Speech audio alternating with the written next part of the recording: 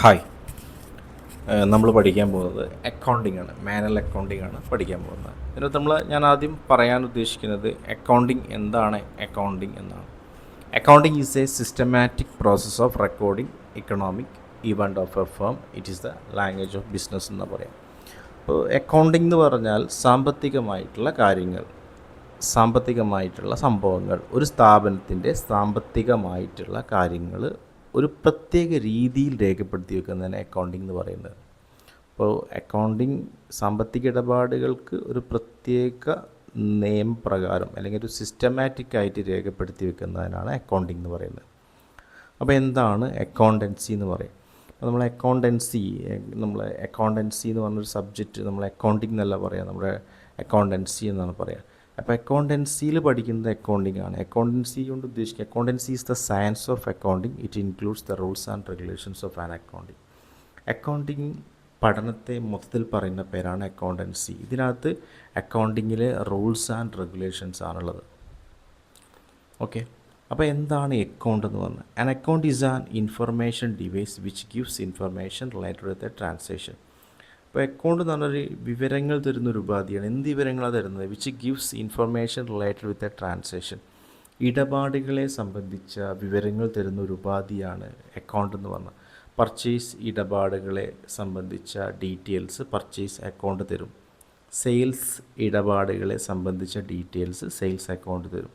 ഇപ്പോൾ നമുക്ക് റെൻ്റ് ഇടപാടുകളെ സംബന്ധിച്ച ഡീറ്റെയിൽസ് റെൻ്റ് അക്കൗണ്ട് തരും. ഇപ്പോൾ ടോട്ടൽ എത്ര പർച്ചേസ് ചെയ്തു, ടോട്ടൽ എത്ര സെയിൽ ചെയ്തു, എത്ര എക്സ്പെൻസ് വന്നിട്ടുണ്ട്, എത്ര സാലറി കൊടുത്തു, എത്ര റെൻറ്റ് കൊടുത്തു, ഇതുവരെ എത്ര കമ്മീഷൻ കിട്ടി, ഇതൊക്കെ നമുക്ക് പറഞ്ഞു തരുന്നത് അക്കൗണ്ടിലൂടെയാണ് നമുക്കത് മനസ്സിലാക്കാൻ സാധിക്കുന്നത്. ഓക്കെ, അപ്പോൾ അക്കൗണ്ടിങ്ങിനൊരു ഡെഫിനേഷൻ ഉണ്ട്.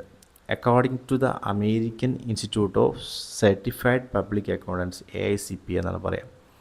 Accounting is the art of recording, classifying and summarising in a significant manner in terms of money, transactions and events which are of a financial character and interpreting the result thereof. ഇവിടെ പറയുന്നത് AICP ആണ് accounting define ചെയ്തിട്ടുള്ളത്. AICP പറയുന്നത് accounting എന്ന് പറഞ്ഞാൽ സാമ്പത്തിക ഇടപാടുകൾ ഒരു പ്രത്യേക രീതിയിൽ രേഖപ്പെടുത്തുകയും തരംതിരിക്കുകയും സംഗ്രഹിക്കുകയും ചെയ്ത് അതിൻ്റെ റിസൾട്ട് കണ്ടെത്തുന്ന ഒരു കലയാണ് അക്കൗണ്ടിങ് എന്നാണ് പറയുന്നത്. അപ്പോൾ നമ്മൾ അക്കൗണ്ടിങ് പഠിക്കുന്ന എല്ലാവരും അക്കൗണ്ടിങ്ങിൻ്റെ ഡെഫിനിഷൻ അറിഞ്ഞിരിക്കണം. അപ്പോൾ ഞാൻ പ്രധാനമായിട്ട് പറയുന്നത് accounting, accountancy, account, definition of accounting ആണ്. ഇനി നമുക്ക് അക്കൗണ്ടിങ് എന്ന് പറഞ്ഞാൽ മുന്നേ നമ്മൾ പറഞ്ഞു it is the language of business. ബിസിനസ്സിൻ്റെ ഭാഷയാണ് അക്കൗണ്ടിങ്, അതുപോലെ ബിസിനസ്സുകാരുടെ ഭാഷയാണ് അക്കൗണ്ടിങ് എന്ന് പറയുന്നത്. അപ്പോൾ ഒരു ഭാഷ പഠിക്കുമ്പോൾ നമ്മൾ എന്തൊക്കെയാണ് അറിഞ്ഞിരിക്കേണ്ടത്, അതുപോലെ നമ്മളൊരു അക്കൗണ്ടിങ് പഠിക്കുമ്പോൾ, അക്കൗണ്ടിങ് എന്ന് പറയുന്ന ലാംഗ്വേജ് പഠിക്കുമ്പോൾ അക്കൗണ്ടിങ്ങിലെ കുറച്ച് ടേംസ് അറിഞ്ഞിരിക്കണം. ഫസ്റ്റ് ടേമാണ് ക്യാപിറ്റൽ എന്ന് പറയുന്നത്. ക്യാപിറ്റൽ എന്ന് പറഞ്ഞു കഴിഞ്ഞാൽ the amount invested by the owner in the business is known as capital. It refers to the money or money's worth invested in a business. In a running business the excess of assets over liability is known as capital. It is the liability of the business to its proprietor. ഇവിടെ പറയുന്നത് owner, അതായത് ആരാണോ business തുടങ്ങുന്നത് അയാൾ ബിസിനസ്സിലോട്ട് invest ചെയ്യുന്ന, business start ചെയ്യാൻ വേണ്ടി ഇൻവെസ്റ്റ് ചെയ്യുന്ന പണത്തെയാണ് ക്യാപിറ്റൽ എന്ന് പറയുന്നത്. ഇത് പണമാവാം, പണത്തിന് തുല്യമായിട്ടുള്ള വസ്തുക്കളും ആവാം. ഇപ്പോൾ ഒരു റണ്ണിങ് ബിസിനസ്സിനെ റണ്ണിങ് ബിസിനസ്സിനെ സംബന്ധിച്ചിടത്തോളം excess of assets over liabilities known as capital. ഇപ്പോൾ ലാബിലിറ്റിക്ക് മുകളിലുള്ള അല്ലെങ്കിൽ എക്സസ് ഓഫ് അസറ്റ്സ് ഓവർ ലാബിലിറ്റിക്ക് മുകളിൽ വരുന്ന അസറ്റിനെയും നമുക്ക് ക്യാപിറ്റൽ എന്ന് പറയാം. ഇത് ബിസിനസ്സിനെ സംബന്ധിച്ചിടത്തോളം ഒരു ലാബിലിറ്റിയാണ്. ഇത് പ്രൊപ്പറേറ്റർക്ക് തിരിച്ചു കൊടുക്കേണ്ട ഒരു ബാധ്യത ബിസിനസ്സിനുണ്ട് എന്നാണ് ഇവിടെ പറയുന്നത്. ലാബിലിറ്റി, രണ്ട് തരം ലാബിലിറ്റി വരുന്നുണ്ട്, കറണ്ട് ലാബിലിറ്റീസും ലോങ് ടൈം ലാബിലിറ്റീസും. കറണ്ട് ലാബിലിറ്റീസ് പറയുന്നത് this liabilities are payable with 1 year. ഒരു വർഷത്തിനുള്ളിൽ അടച്ചു തീർക്കാവുന്ന ബാധ്യതകളെയാണ് നമ്മൾ കറണ്ട് ലാബിലിറ്റി എന്ന് പറയുന്നത്. ഔട്ട്സ്റ്റാൻഡിങ് എക്സ്പെൻസ്, സൺട്രി ക്രെഡിറ്റേഴ്സൊക്കെ അതിന് ഉദാഹരണമാണ്. ലോങ് ടൈം ലാബിലിറ്റീസ് എന്ന് പറഞ്ഞു കഴിഞ്ഞാൽ ഒരു വർഷം കഴിഞ്ഞും അടച്ചത്. This liabilities are payable after 1 year. ഒരു വർഷം കഴിഞ്ഞും നമുക്ക് അടയ്ക്കാവുന്ന ബാധ്യതകളാണ്. ബാങ്ക് ലോണൊക്കെ നമുക്ക് അതിനകത്ത് എക്സാമ്പിളായിട്ട് പറയാം. പിന്നെ നമുക്ക് നോക്കാനുള്ള അസറ്റ്സ് ആണ്. അസറ്റ്സ് എന്ന് പറഞ്ഞാൽ ബിസിനസ്സിനകത്ത് വരുന്ന material things or possession of property own by the company. ആ കമ്പനിയുടെ സ്വന്തം പേരിലുള്ള വസ്തുക്കളാണ് നമ്മൾ അസറ്റ്സ് എന്ന് പറയുന്നത്. അസറ്റ്സ് രണ്ട് തരം അസറ്റ്സ് ഉണ്ട്, കറണ്ട് അസറ്റും ഫിക്സഡ് അസറ്റ്. കറണ്ട് അസറ്റ്സ് എന്ന് പറഞ്ഞാൽ these are assets which acquired with the intention of converting into cash or consuming within a short period, usually less than 1 year.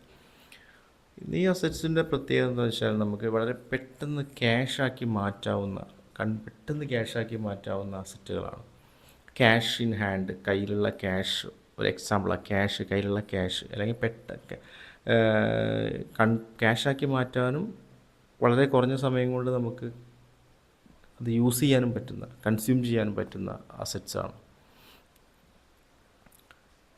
Usually less than 1 year പറയുന്നുണ്ട്. Cash in hand, അതുപോലെ ബാങ്കിലുള്ള cash at bank, debtors, കിട്ടാനുള്ള ക്യാഷൊക്കെ നമുക്ക് അസറ്റ്സിന് ഉദാഹരണമായിട്ട്, current അസറ്റ്സിന് ഉദാഹരണമായിട്ടും പറയാം. Fixed assets എന്ന് പറഞ്ഞാൽ this assets are acquired relatively for long period for carrying a business and not for sale. Sale ചെയ്യാൻ വേണ്ടി വാങ്ങിക്കുന്ന അസറ്റുകളല്ല ഇത്. നമ്മൾ എന്താ വെച്ചാൽ ബിസിനസ്സിനകത്ത് ലോങ് ടേം ആയിട്ട് യൂസ് ചെയ്യുന്ന, ലോങ് ടേം പർപ്പസിന് വേണ്ടിയിട്ട് നമ്മൾ വാങ്ങുന്ന അസറ്റ്സുകളാണ് ഫിക്സഡ് അസറ്റ്സ് എന്ന് പറയുന്നത്. ഇത് വിൽക്കാൻ വേണ്ടി വാങ്ങിക്കുന്നതല്ല. Machinery, land and building, furniture etcetera, അതൊക്കെ നമുക്കിതിന് ഉദാഹരണമായിട്ട് പറയാം. എക്സ്പെൻസ് എന്ന് പറഞ്ഞാൽ ചിലവ്, നമുക്ക് ലാഭം ഉണ്ടാക്കാൻ അല്ലെങ്കിൽ വരുമാനം ഉണ്ടാക്കാൻ വേണ്ടിയിട്ട് നമ്മൾ ചിലവാക്കുന്ന തുകയാണ് നമുക്ക് എക്സ്പെൻസ് എന്ന് പറയുന്നത്. എക്സ്പെൻസ് രണ്ട് തരം എക്സ്പെൻസ് ഉണ്ട്, ഡയറക്റ്റ് എക്സ്പെൻസും അതുപോലെ തന്നെ ഇൻഡയറക്റ്റ് എക്സ്പെൻസും. Direct expenses are expenses that directly associated with the manufacturing or purchase of product.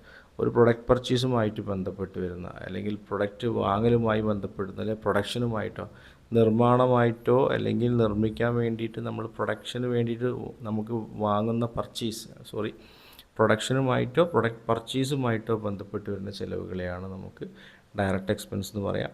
Example purchase, wage, packing charge, loading charge, manufacturing മേഖലയിൽ വരുന്ന എക്സ്പെൻസുകളൊക്കെ, അതുപോലെ തന്നെ പർച്ചേസ് അടക്കം ഡയറക്റ്റ് എക്സ്പെൻസ് ആണ്.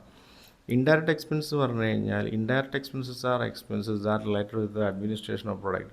ഒരു പ്രൊഡക്റ്റ് വിതരണവുമായി ബന്ധപ്പെട്ട് വരുന്ന ചിലവുകളാണ് നമുക്ക് ഇൻഡയറക്റ്റ് എക്സ്പെൻസ് എന്ന് പറയുന്നത്. റെൻറ്റ്, ഇൻട്രസ്റ്റ്, കമ്മീഷൻ, ഇതൊക്കെ നമ്മളൊരു പ്രൊഡക്റ്റ് നിർമ്മിച്ച് കഴിഞ്ഞ് നമുക്ക് ആ പ്രൊഡക്റ്റിൻ്റെ സെയിൽസുമായി ബന്ധപ്പെട്ട് ആ പ്രൊഡക്റ്റ് സ്റ്റോർ ചെയ്ത് വെക്കുന്ന റൂമിന് റെൻ്റ് അടയ്ക്കണം, ആ പ്രൊഡക്റ്റ് വിൽക്കാൻ വേണ്ടി സ്റ്റാഫിന് വെക്കണം, അവർക്ക് സാലറി കൊടുക്കണം, പിന്നെ തുടങ്ങിയ കമ്മീഷൻ കൊടുക്കണം, ഇൻട്രസ്റ്റ് കൊടുക്കാം, അഡ്വർടൈസ്മെൻറ്റ്, ഡിസ്കൗണ്ട് കൊടുക്കാം, ഇതൊക്കെ നമുക്ക് ഇൻഡയറക്റ്റ് എക്സ്പെൻസിൽ പറയാം. ഇൻകം എന്ന് പറഞ്ഞാൽ ഏതൊരു ബിസിനസ്സിൻ്റെയും പ്രധാന വരുമാനം എന്ന് പറഞ്ഞാൽ സെയിൽസാണ്. സെയിൽസിലൂടെയാണ് നമുക്ക് ഏതൊരു ബിസിനസ്സിലും മെയിനായിട്ട് കിട്ടുന്ന വരുമാനം സെയിൽസിലൂടെയാണ്. അപ്പോൾ പ്രൈമറി സോഴ്സ് എന്ന് പറഞ്ഞാൽ വരുമാനത്തിൻ്റെ പ്രധാന ഉറവിടം എന്ന് പറഞ്ഞാൽ സെയിൽസാണ്. അപ്പോൾ സെയിൽസിലൂടെ ലഭിക്കുന്ന വരുമാനത്തെ നമ്മൾ ഡയറക്റ്റ് ഇൻകം എന്ന് പറയും. സെയിൽസിലൂടെ അല്ലാണ്ട് ലഭിക്കുന്ന വരുമാനങ്ങൾ ഇൻഡയറക്റ്റ് ഇൻകം എന്ന് പറയും. ഇപ്പോൾ സെയിൽസ് ഡയറക്റ്റ് ഇൻകം ആണെങ്കിൽ കമ്മീഷൻ റിസീവ്, ഡിസ്കൗണ്ട് റിസീവ് ചെയ്യുകയാണെങ്കിൽ, ഇൻട്രസ്റ്റ് റിസീവ് ചെയ്യുകയാണെങ്കിൽ ഇതൊക്കെ നമുക്ക് ഇൻഡയറക്റ്റ് ഇൻകം, സെയിൽസിലൂടെ അല്ലാണ്ട് കിട്ടുന്ന വരുമാനങ്ങളെ ഇൻഡയറക്റ്റ് ഇൻകം എന്ന് പറയാം. അപ്പോൾ ഇത്രയും ടേംസ് നമ്മൾ അറിഞ്ഞിരിക്കണം. അതായത് എന്താണ് ക്യാപിറ്റൽ, എന്താണ് ലയബിലിറ്റി, എന്താണ് അസറ്റ്, എന്താണ് എക്സ്പെൻസ്, എന്താണ് ഇൻകം. അസറ്റിനെ രണ്ടായിട്ട് ക്ലാസിഫൈ ചെയ്തിട്ടുണ്ട്, current asset and fixed assets. അതുപോലെ ഡയറക്റ്റ് എക്സ്പെൻസ്, ഇൻഡയറക്റ്റ് എക്സ്പെൻസ്, എക്സ്പെൻസിനെ ക്ലാസിഫൈ ചെയ്തിട്ടുണ്ട്. ഇൻകം ആണെങ്കിൽ ഡയറക്റ്റ് ഇൻകം, ഇൻഡയറക്റ്റ് ഇൻകം. ഇത്രയും കാര്യങ്ങൾ മിനിമം നമ്മൾ അറിഞ്ഞിരിക്കണം. അക്കൗണ്ടിങ്ങിൽ ഡെബിറ്റ് ക്രെഡിറ്റ് റൂളിലേക്ക് പോകുന്നതിന് മുമ്പായിട്ട് നമ്മൾ ഇത്രയും കാര്യങ്ങൾ അറിഞ്ഞിരിക്കണം. ഓക്കെ.